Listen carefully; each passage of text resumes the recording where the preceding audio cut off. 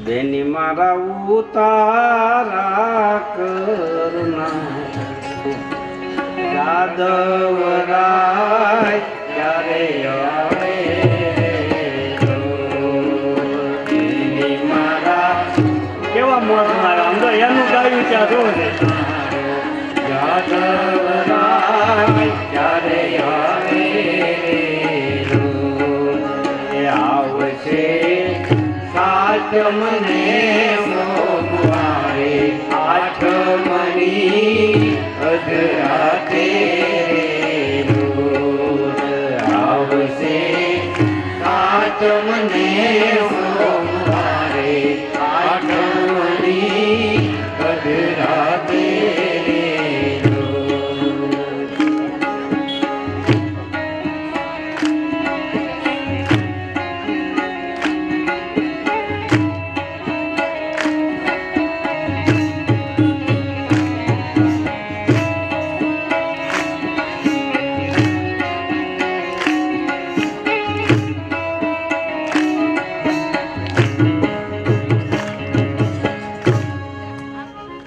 તો 12 બીજનું જે વ્રત કરે, બીજ ધર્મ એટલે પંચભૌતિક શરીરની અંદર રહેલું જે ચેતન વસ્તુ છે એને ઓળખી જાય, એને કહે છે અમે બીજ માર્ગી, એને કહે છે અમે બીજના અનુયાયી છીએ. 12 બીજના નામ છે.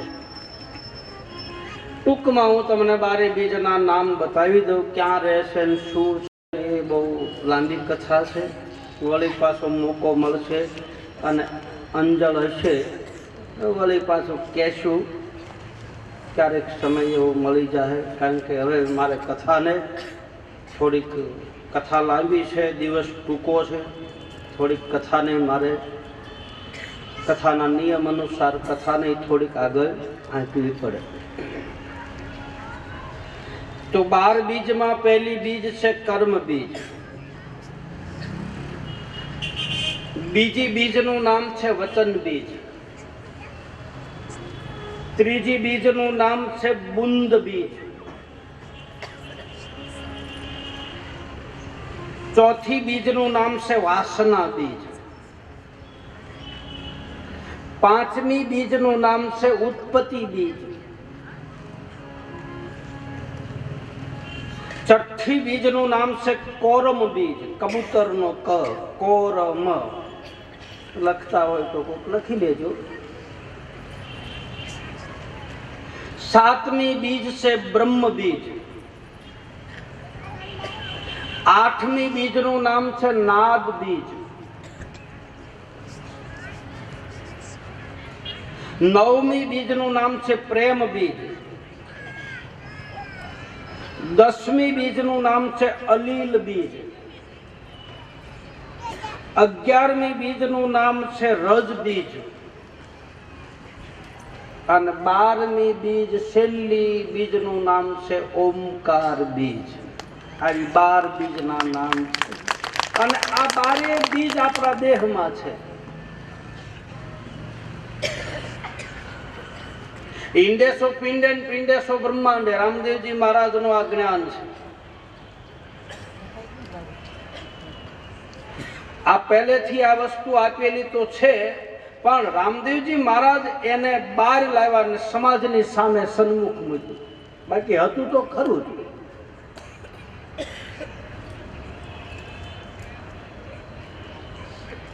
ખ્યાલમાં ઓછો હતો, બાકી જેને ખ્યાલ આવી ગયો એટલે તરત આ તત્વને જેને જાહેરમાં મૂક્યું. રામદેવજી મહારાજે બતાવ્યું. હવે આવી 12 બીજના જે વ્રત કરે, રામદેવજી મહારાજનું સ્થાપન કરે, પાટ ઉપર શ્રીફળ ને તાંબાનો લોટો ને ગુગળનો ધૂપ કરે, ને પછી એને ખીર કે સુરમું ધરાવે અને એની મનોકામના જે હોય તે રામદેવજી મહારાજ અને એ બે જ જાણે, બીજું કોઈ જાણે. અને કહે છે કે આવી 12 બીજ થાય તો એને ત્યાં અવશ્ય એનું ફળ મળે છે. બારે બીજના રંગ જુદા આવે છે, બારે બીજના વસ્ત્રો જુદા આવે છે, બારે બીજથી કયા દોષ મટે છે એ પણ આવે. બારે બીજના વાહન અલગ છે, 12 સરોવર છે, 12 નાદ છે, 12 દોષ છે, 12 રંગ છે, 12 ઋષિ છે, 12 જતી સતી છે, કઈ બીજે કોણ પ્રથમ બેઠા હતા એ બધું આ 12 બીજ પુરાણની માલિકા આપે છે. 12 પ્રકારના નાદ છે, મેં પહેલા આપને કહી દીધું છે. શંખનાદ આવે, વેણુનાદ આવે, ઘંટનાદ આવે, સિંહનાદ આવે, મૃદંગનાદ આવે, અભયનાદ આવે, આત્મનાદ આવે, બ્રહ્મનાદ આવે, તિમિરનાદ આવે. 12 પ્રકારના રંગ બતાવે છે. ભગવો રંગ હોય, લાલ હોય, લીલો હોય, પીળો હોય, સફેદ હોય, કેસરી હોય, ગુલાબી, નારંગી, વાદળી, કાળો, ભૂખરો ને રાખોડી. એક એક બીજના કઈ બીજના દિવસે કયા વસ્ત્રો પહેરીને પૂજા કરી.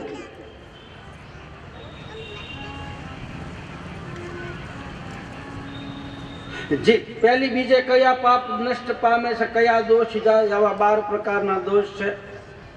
પહેલું તો કાળ દોષ આવે, બીજો ગ્રહ દોષ આવે, ત્રીજો સંગ દોષ આવે, ચોથું સહજ દોષ આવે, પાંચમું નાગ દોષ આવે, છઠ્ઠું ભૂની દોષ આવે, સાતમું પિતૃ દોષ.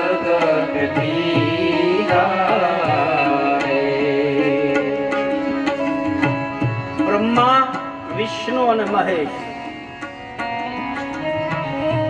જગદંબા ભગવતીના વામ ભાગમાંથી શક્તિ ઉત્પન્ન, શિવના વામ ભાગમાંથી શક્તિ ઉત્પન્ન થયા, નિરાકારમાંથી. એમાંથી 3 પુરુષ ઉત્પન્ન થયા. એ ત્રણેયના અડધા અંગમાંથી 3 દેવીઓ ઉત્પન્ન થઈ અને કહે છે મહાલક્ષ્મી, મહા સરસ્વતી ને મહાકાલ. એક રુદ્રને આપ્યા, એક બ્રહ્માને આપ્યા, એક નારાયણને આપ્યા. અને આ 5 જણા ભેગા થયા તો પોતે તો નિરાકાર જ રહ્યા. એજી ગુરુ મારા પંચે મળીને કર્યો રે આરાધ, નિજ ધર્મ તેજી સ્થાપ્યો રે, તેદી ધરતીના પાંજાળે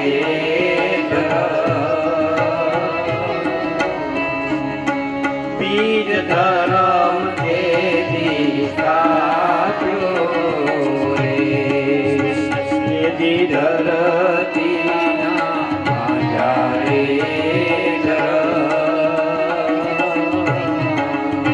બીજ ધર્મ તેદી સ્થાપ્યો રે, બીજ ધર્મ તેદી સ્થાપ્યો.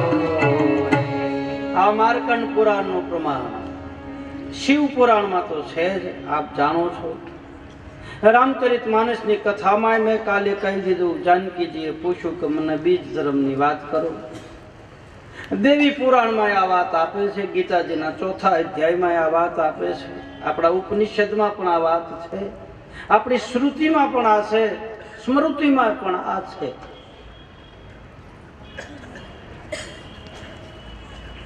તો બીજ વિશે તો કોણ બોલી શકે?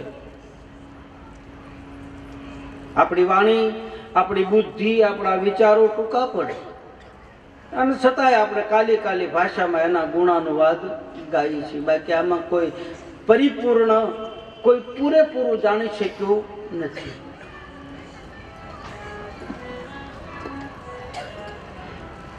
બારે બીજને દી રામદેવજી મહારાજના 12 સ્વરૂપ બને છે. કેટલા? 12 સ્વરૂપ. 12 મહિના તો છે, 12 સ્વરૂપ બને. 12 ગણપતિ છે, એક ગણપતિ નથી, 12 ગણપતિ છે. 12 ભૈરવ છે, દેવી પુરાણમાં બતાવે. બારે બીજની જ્યોત અલગ અલગ હોય છે. એ બારે જ્યોત પ્રકાશ એક જ લાગે, પણ એ જ્યોતના 12 નામ છે. 12 બીજના 12 કોટવાળ છે. 12 બીજના 12 નાથ છે. 12 બીજના 12 આસન છે. કયા આસન ઉપર બેસીને પૂજા કરવી. 12 બીજના 12 પદ છે. એક બીજ કરવાથી કયું પગથિયું ચડે. 12 બીજના 12 જતી સતી છે. 12 બીજની 12 વાણી છે. 12 નિયમ છે. 12 પ્રકારના યોગ છે. 12 પ્રકારના મણી છે.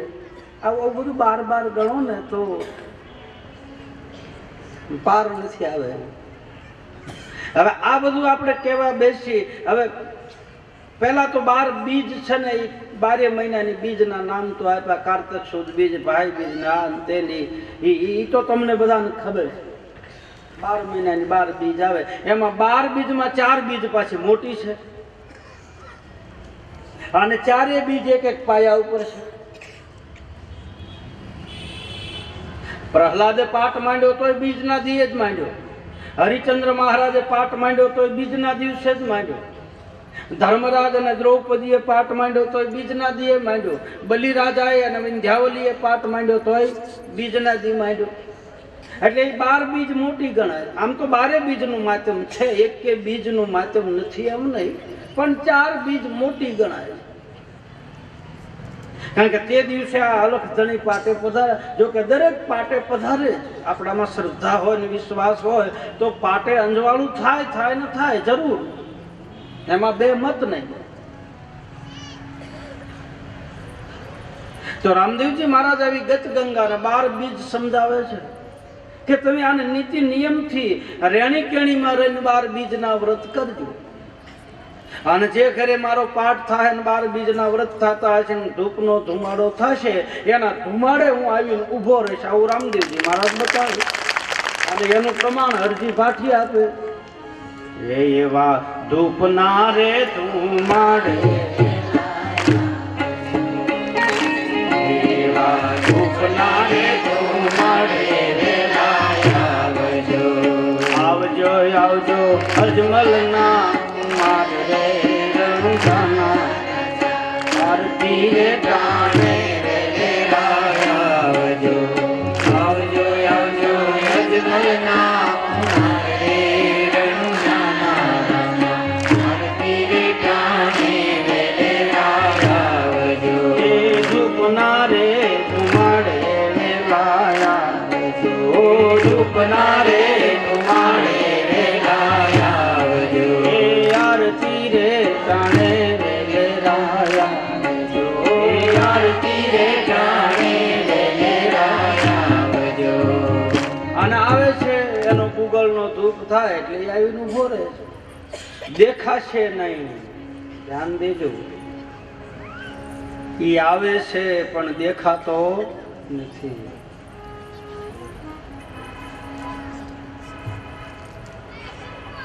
રામદેવજી મહારાજ ગત ગંગાને કહે છે કે આવી રીતે મારા બીજના વ્રત કરજો. 12 બીજના ઉજવણાય કરજો. પાછું 12 પ્રકારના નિવેદ આવે છે, 12 પ્રકારના ઉજવણા બતાવે છે. કઈ બીજે કોને જમાડવા, કઈ બીજે કોને આપવું, કોનું ખપ્પર ભરવું, કોને રૂખીને આપવું, કે વણકરને આપવું, કે બ્રાહ્મણને, કે સાધુને. આ બધા એના અખે પાત્ર છે. આપણા દેહાંતની માલિકા કોઈનું મૃત્યુ થઈ જાય ને પછી એની ક્રિયા જે થતી હોય ને એ વખતે અખે પાત્ર ભરતા. કદાચ કોઈને ખ્યાલ હોય તો પેલું પાણું રૂખીને આપતા, એનું પાત્ર ભરતા. પેલા આપણા ગામડામાં. અને હજી અમુક મહાપુરુષો સાધુ સંતના જ્યારે નિર્વાણ પદ પામી જાય છે તો એની પાછળ અખે પાત્ર ભરે છે.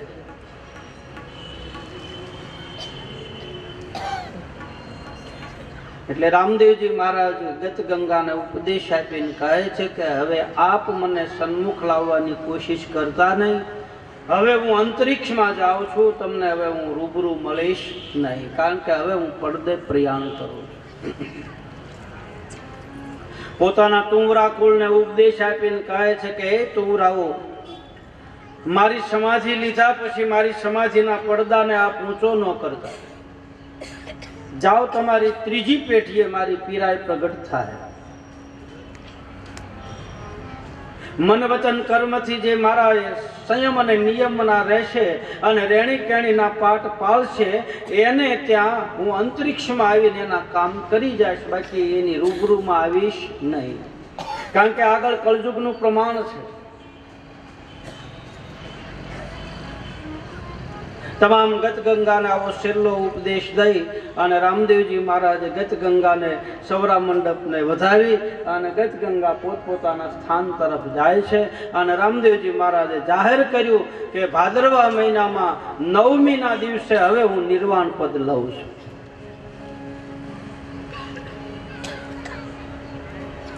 રામદેવજી મહારાજની સમાધિ 9મના દિવસે લેવાનું નક્કી કર્યું, ભાદરવા મહિનામાં. આપણે ત્યાં બે માન્યતા છે. ઘણા એમ કહે છે કે રામદેવજી મહારાજનો જન્મ 9મના દિવસે થયો, પણ 9મના દિવસે નિર્વાણ પદનો દિવસ હતો, જન્મ બીજના દિવસે થયો. પછી જે જેની ટુંડે ટુંડે મતી જે માનતા હોય તે મુબારક બધાને. બાકી કાયદેસર ગણો તો રામદેવજી મહારાજે નિર્વાણ પદ લેવાનું નક્કી કર્યું છે ભાદરવા મહિનામાં 9મના દિવસે. અને એનું પ્રમાણ બતાવે છે હરજી વાંચવું. 9મીએ તારા નેજા ફરકે, 10મીએ જમૈયો જમાયો રામા, ખમા ખમા ખમા રે કવર અજમલ રા. 9મના દિવસે નેજા ચડે. અને અત્યારે હાલમાં 9મ દશમ ને 11 જ્યાં રામદેવજી મહારાજના મંદિરો હોય છે ત્યાં એની નિર્વાણ તિથિ ઉજવાય છે. ગતગંગાને આવો છેલ્લા જુહાર કરી રામદેવજી મહારાજ પોતાના નિજ ભવનમાં આવે. રામદેવજી મહારાજની ઉંમર એમ કહે છે કે 54 વર્ષની અવસ્થા થઈ. પોતાના ઘરે 5 દીકરાઓ, 6 દીકરાઓ આંગણામાં છે, 1 દીકરો નેતલદેના ઉદરમાં છે. રામદેવજી મહારાજને 7 સંતાનો હતા. કેટલા? 7 દીકરા. 7માંથી 5ને સાધુ બનાવે, નાથ સંપ્રદાયની દીક્ષા આપી, બાળીનાથ બાબાના ચરણમાં 5 દીકરાઓ મૂકી અને આ સનાતન ધર્મનો પ્રચાર કરવા માટે મોકલે છે.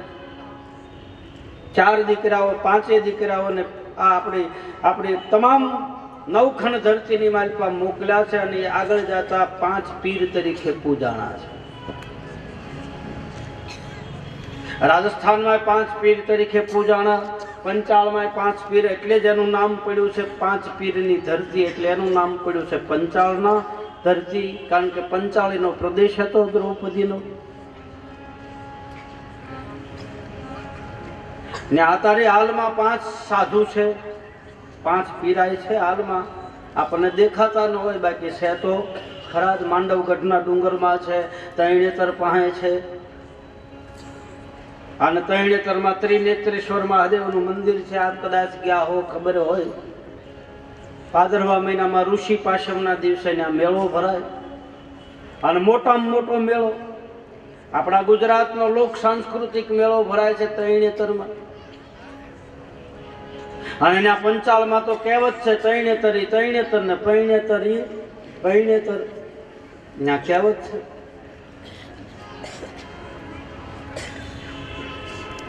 ત્યાં દ્રૌપદીનો સ્વયંવર થયો હતો, ત્યાં અર્જુને મત્સ્યવેદ કર્યો હતો.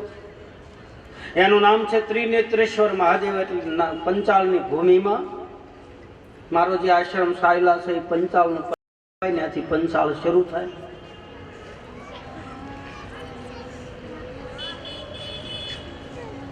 શરૂમાં મેં એને આશ્રમ બનાવ્યો હતો. એ મારો આશ્રમ વટો એટલે આમ ઝાલાવાડ ગણાય, અને આ બાજુ આવો એટલે પંચાળ ગણાય. પંચાળની ભૂમિમાંથી રામદેવજી મહારાજ અમરેલીની અમરવેલ નીચે લઈ ગયો મને. અમરેલીને અમરવેલ કીધી છે આપણા સાહિત્યકારોએ. કાઠિયાવાડને અમરવેલ કીધી છે. જો કે બધો પ્રાંત હરખો જ છે, એટલે પંચાલના 5 પીર છે. આપો રતો, આપો મેપો, આપો દાન, આપો વિહામણ, આપો ગોરખો. આ 5 પીર થયા. અને એ 5 પીરની ધારાઓ 5 દિશામાં ફરે છે. સત્તાધાર સુધી એની ડાળ પોગી. ગીગડો પીર થયા. 5 દીકરાઓને સાધુ બનાવ્યા છે. એક દીકરો આંગણાની માલપા રમે છે ને એક દીકરો નેતલદેના ઉદરની માલપા છે. અને રામદેવજી મહારાજ પોતાના નિજ ભવનમાં આવે અને નેતલદે આગલા જન્મની વાત યાદ કરાવે છે. હવે વાત આવે છે મૂળ. જ્યારે સીતાજી હતા ત્યારે પૂછ્યું કે તમે મને આ મહાધર્મની વાત કહો.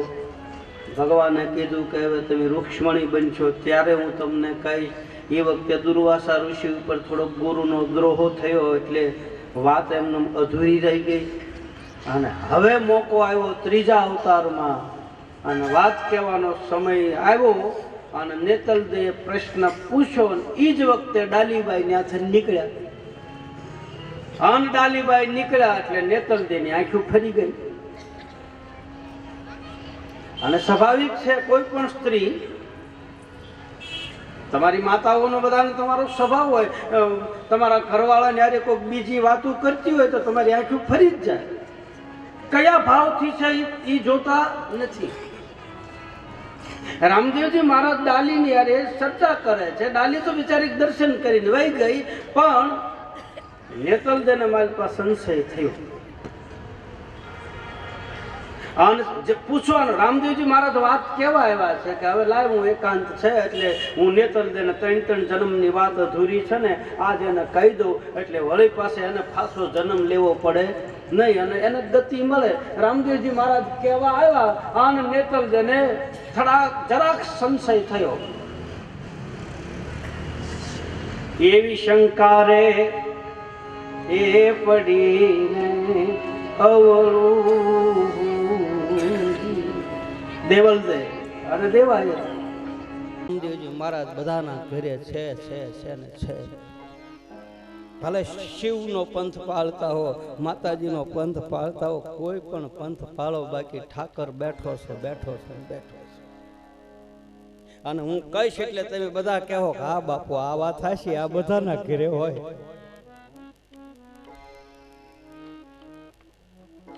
ક્યાં નથી રામદેવજી મહારાજ? હર દેશ મેં તું, હર વેશ મેં તું, કણે કણમાં તું છો અને રજે રજમાં છો. અરે ઘટ ભીતરની માલપા બધાની માલપા જ્યોત જગી રહી છે. એ બધાની માલપા પ્રકાશ તો છે. આત્મ તત્વ જે નિજ તત્વ છે એ જ રામો પીર, બાકી બીજો કોઈ રામો પીર છે.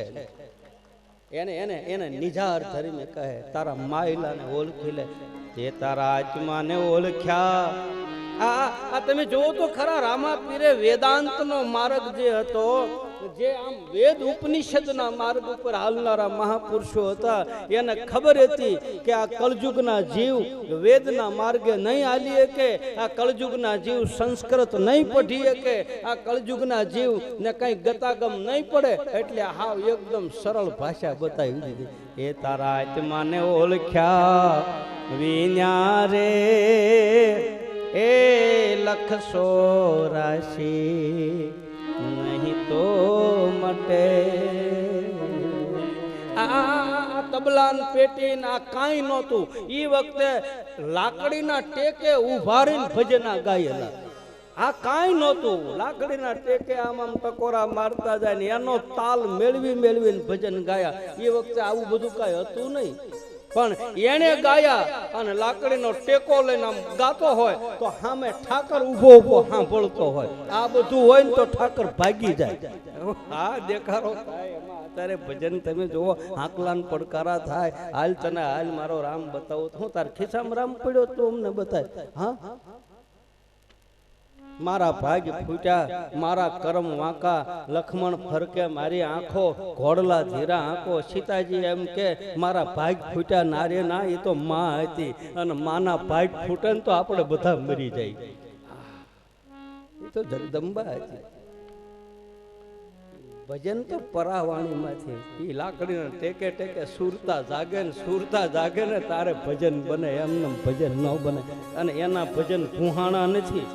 હું તમે ભજન બનાવી ને કાલ ભૂહાઈ જાય, બાકી ઓલા ભજન ભૂલાણા જ નથી. હજી રામસાગરના રણકારે હજી નેહડામાં ભજન ગાય, હજી વાહમાં ભજન ગાય, હજી સાધુની ઝૂંપડીમાં ભજન ગાય, હજી જ્યાં જ્યાં નાનો સાધુ બેઠો હોય એ રામસાગરના રણકારે હજી હાલમાં આ પાઠ પરંપરા ચાલુ. હજી રામસાગરના રણકારે ભજન ગાય, હજી કાંઈ તબલાની પેટી નથી રાખતા. હા, બીજ હોય, પૂનમ હોય, આઠમ હોય, 11 હોય, તેથી ઠાકરનો પાઠ માંડી અને આમ તેલનો દીવો જગતો હોય, ત્યાં ક્યાં ઘી લેવા જવા બાપ? તેલનો દીવો ત્યાં ક્યાં ઝૂંપડા લેવા જવા? દેશી નળિયું ઉતારે અને ચૂલામાં સા કરવાનો ભાઠો તૈયાર હોય, છીપે દેતવા કાઢે, દેશી નળિયામાં દેતવા મૂકે, 2 ગૂગલની ગાંગડી નાખે અને હાથમાં એક તારો લઈને ગાય કે વા ધૂપના રે ધુમાડે વેલાયા, ધૂપના રે ધુમાડે વેલાયા,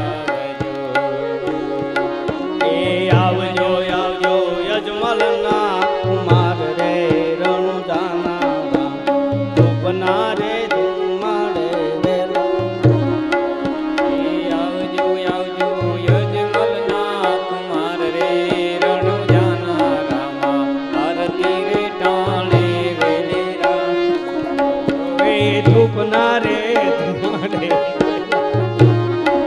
એ ધૂપના રે ધુમાડે વેલાયા, જો એ આરતી રે ટાણે વેલેરાયા, જો એ આરતી રે ટાણે વેલેરાયા, જો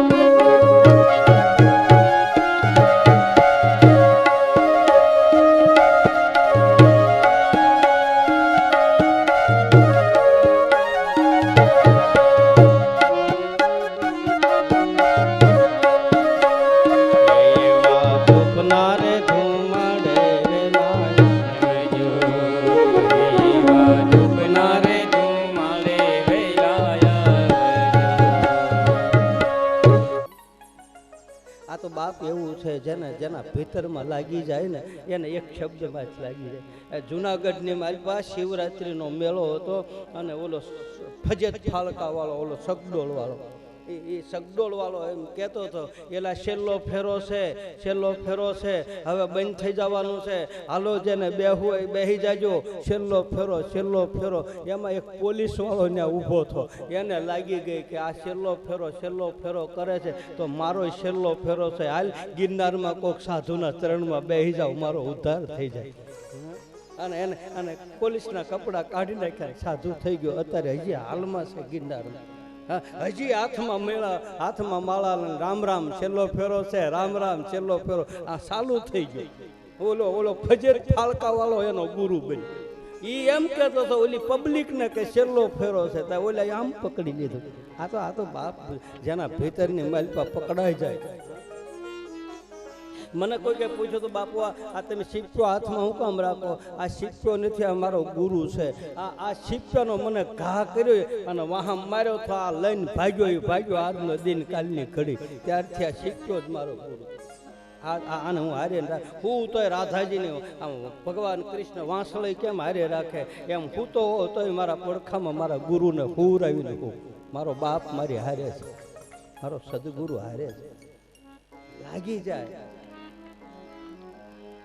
एक शब्द में लागी जाए. शब्द के मारे मर गए, शब्द छोड़ा राज, जिनके शब्द में विवेकिया ताका सुधर गया सबका.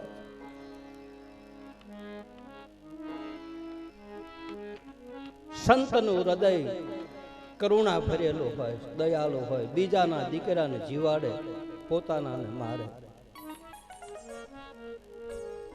आँखों में पानी आवे, તમે ભગવાનનો અપરાધ કરો ને તો સંતના ચરણમાં જાઓ તો સંત અપનાવી લે. બાકી સદગુરુ અને સંતનો જે દી અપરાધ કર્યો હોય તે દી આ જગતમાં કોઈ હંગરતું નથી. ગુરુ ઘા કરે ને એને આ જગતમાં કોઈ આશરો નથી આપતું. કોઈ બધા દરવાજા બંધ થઈ જાય. કારણ કે રામ સે અધિક રામ કર દાસા. ભગવાન કહે છે મારા કરતા મને મારા સંતો વધારે વાલા છે. પ્રાણડે થકી મારા ભક્ત વાલા, મને મારા હરિજન વાલા. હે અર્જુન, બેઠો બેઠો ગાય ત્યાં ઊભો ઊભો સાંભળું અને ઊભો ઊભો ગાતો હોય ત્યાં હું નાચું. મારા ભક્તનો કોઈ દી કોઈ અપરાધ ન કરે. મારો ભક્ત દુખી થાય અને મારા ભક્તની આંખમાંથી આહુડા પડે તો ભગવાન કહે છે મને ગમતું નથી. મારે ભલે રોવું પડે. કૃષ્ણ રોયા, રામ રોયા, પણ શબરીને રોવા નથી દીધી. રામદેવજી મહારાજ રોયા પણ ડાલીબાઈને રોવા નથી દીધી. રામદેવજી મહારાજ રડ્યા પણ હરજી ભાઠીને રોવા નથી દીધો. એના આહુડા ઝીલવા માટે 12 બીજનો ધણી આવીને ઊભો રહ્યો. એને ખબર છે મારા ભક્તની માથે કષ્ટી પડે છે. એ ખુદ રોવે, રોવરાવે નહીં. હા, થોડી થોડી પીડા મને તમને આપે. અને મેં પહેલાય કીધું હાવ હારું જીવન નહીં હારું. થોડી થોડી પીડા હોય ને તો એમાં જીવવાની મજા આવે. કાંઈક ને કાંઈક થોડું થોડું તો આપણને હોવું જોઈએ. સુખ ઉપર શીલા પડો, હરિ હૃદય સે જાય, બલહારી વાકે દુઃખ કી કે પછી પલ પલ નામ જપાય. કાંઈક ને કાંઈક દુઃખ થોડુંક હોય ને તો એ દુઃખમાં ભજન થાય, સુખમાં ભજન નથી થતું. એટલે કંઈક ને કંઈક કષ્ટી હોવી જરૂરી છે. ભગવાનની પાસે માગો તો સુખ ન માગો. સુખ તો મારા ને તમારા પ્રારબ્ધમાં હશે તો મળશે. પરમાત્માની પાસે માગવું તો દુઃખ માગવું. તારે જેટલું દેવું હોય એટલું દે, પણ તું અમને એવી શક્તિ આપજે કે એ દુઃખમાં તારું નામ ન ભૂલાય. બસ બીજું કાંઈ જોતું નહીં. કુંતાએ હું માગ્યું? કૃષ્ણની પાસે માંગણી કરી. મહાભારતનું યુદ્ધ પૂરું થઈ ગયું અને ધર્મરાજ ગાદી ઉપર બેઠા ને ભગવાન કૃષ્ણ હસ્તિનાપુરમાંથી વિદાય લેતો હોય એ વખતે દ્વારકા વાળો કુંતાની પાસે જઈને હાથ જોડ્યા. માં, ગમે એમ તો હું તારા ભાઈનો દીકરો છું, તું મારી ફૂઈ છું, મારે તને કંઈક આપવું પડે. કુંતાએ ખોળો પાથર્યો છે. ગોવિંદ, તે અમને બાકી હું રાખ્યું, બધું આપ્યું, નહીં તું કાંઈક માગ. એ વખતે કુંતાએ ખોળો પાથરીને કીધું કે તારે દેવું હોય ને તો આ રાજપાટ ધન દોલત બધું પાછું લઈ જા. અમને હતા એવા ને એવા કરી નાખ, અમને થોડુંક દુઃખ આવે, આ બધું સંપત્તિ લઈ જાય. બોલે કેમ? બોલે દુઃખમાં તું અમારી હારે હતો અને રાજ મળ્યું એટલે દ્વારકા વયો જાસ. અમારે રાજની જરૂર નથી, અમારે તો દ્વારકા વાળાની જરૂર છે. કારણ કે તું અમારું ધ્યાન રાખે. તું અમને લાક્ષાગ્રહમાંથી બચાવ્યા, તે અમને બધી જગ્યાએથી અમારા ખાવા પીવાનું બધું તૈયાર કર્યું. બાપ તું વયો જા, પછી અમારે શું કરવું? હરિની પાસે દુઃખ માગો. તારે જેટલું દેવું એટલું દે. તારું ભજન ન ભૂલાય, તારું નામ ન ભૂલાય. અંત ઘડી સુધી તારું નામ લીધા કરી.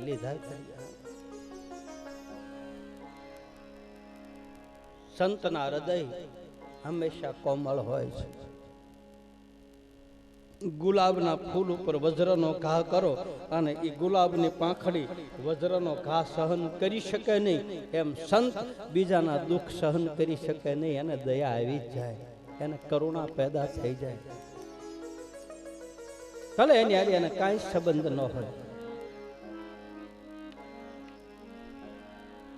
કાંઈ લેવા દેવા ન હોય, પણ બીજાના દુઃખ જોઈ અને હૃદય દ્રવીભૂત થાય એને આ જગતમાં સાધુ કહે, એને આ જગતમાં સંત કહે છે.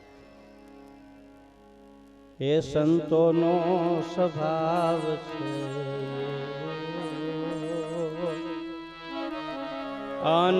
અનજનેતાની ગોદના દેવો.